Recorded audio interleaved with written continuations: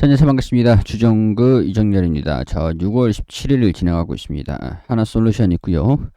자, 하나솔루션 계속 이제 주가가 좀 올라가다가 최근에는 얘는 그래도 좀 최근에 장세에 대비해서는 주종을 좀 상대적으로 좀 덜 받았습니다. 다른 종목들은 대부분 10% 정도 기본적으로 다 하락을 했죠.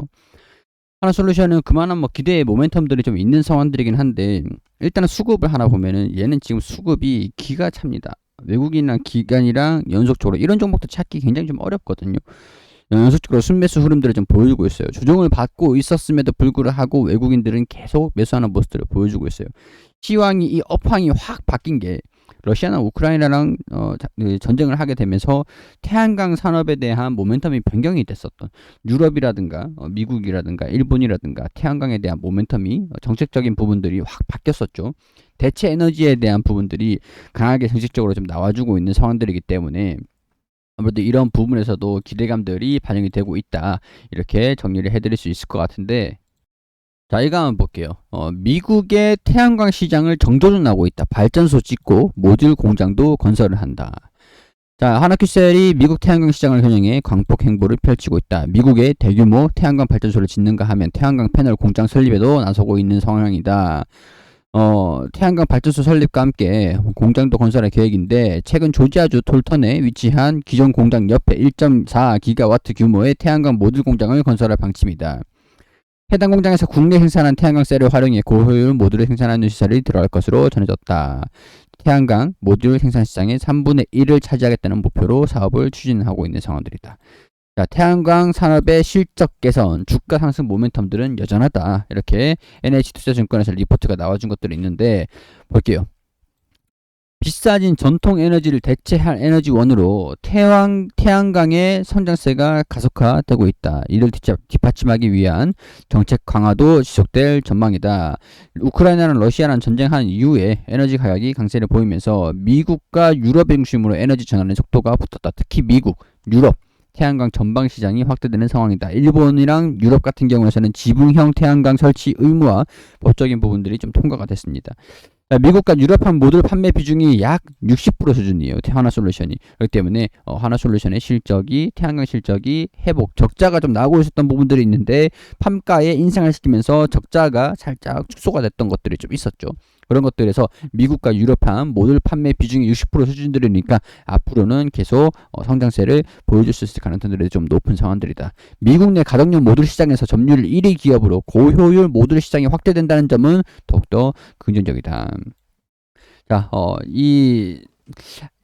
REC 실리콘, 미국의 REC 실리콘 지분을 인수하는 그런 상황들이기도 하고, 현지에서 설비 확대를 위한 노력을 계속하면서 M&A를 적극적으로 진행을 하고 있는 상태고, 미국 내 1.4기가와트 모듈 설비도 공장 투자를 한다라고 제가 이제 방금 말씀을 드렸었던 거고, 전방 수요가 늘고 태양광의 상대적인 LCOE, 이게 균등화 발전 원가라고 해요. 균등화 발전 원가. 이게 경쟁력은 상승하는 높은 원가 부담 모듈 가격에 전가하기 위해 수월해진 환경들이다. 이런 내용들도 있습니다. 판가 개선 효과도 기대가 된다. 자, 원가 부담 완화로 태양광 부분의 실적 개선에 따른 주가 상승 모멘텀들은 충분하다라고 이렇게 리포트가 나와준 것들이 있었고, 자, 키움증권에서 케미칼, 태양광 모두 좋아지고 있다.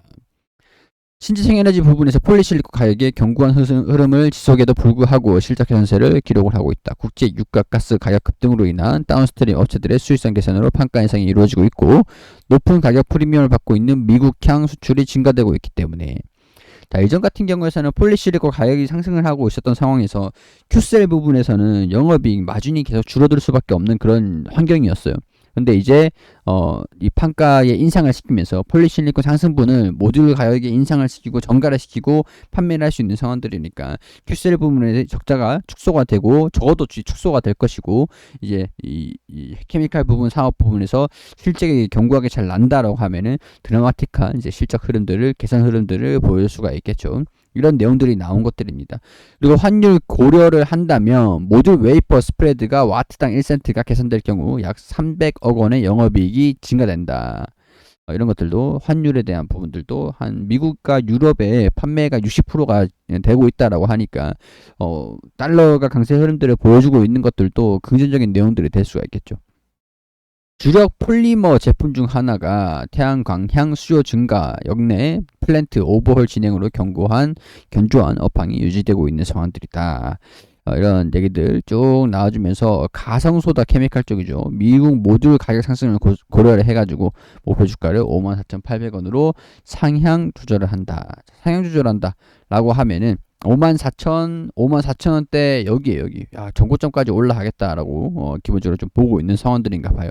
자, 이번 주는 일단 지나갔으니까 21선 다음 주에 여기서 이제 행보를 하면서 21선의 지지를 받고 돌파를 하는 모습들 4만원 돌파를 해주는지 그리고 42,000원까지 터치를 해주는지 상승세를 이어주는지 그렇게 되면은 장기적으로 봤을 때 추세적으로 우상향하는 모습들을 보여줄 수 있을지 이런 식으로 우상향하는 모습들을 보여줄 수 있을지 이런 관점으로 보시면 될 것 같고 저는 이제 54,000원까지는 좀 중장기적인 관점이 있으니까 한 45,000원까지 목표 구간들을 좀 잡을 수 있지 않을까 그런 생각들이 조금 들긴 합니다. 45,000원이다라고 하면 현 구간에서 한 20%가량 수익 구간에 위치해 있을 수 있을 것 같다라고 정리를 해드릴 수 있을 것 같아요. 다음 주에 좀 긍정적인 움직임들 21선도 여기서 돌파를 하는 모습들 보여주면서 장기 평선의 지지를 살짝 받고 반등하는 모습들 한번 기대를 해볼 수 있도록 하겠습니다. 단기적으로도 긍정적인 모습들을 보여줄 수 있을 가능성들이 있을 것 같으니까 이런 부분도 참고하셔가지고 보시면 좋을 것 같아요. 자, 개인적인 의견들을 말씀을 드렸던 것들이니까 투자 판단은 여러분들이 해주시기를 당부드리고 여기서 영상 마무리할 수 있도록 하겠습니다. 구독과 좋아요 부탁드리도록 할게요.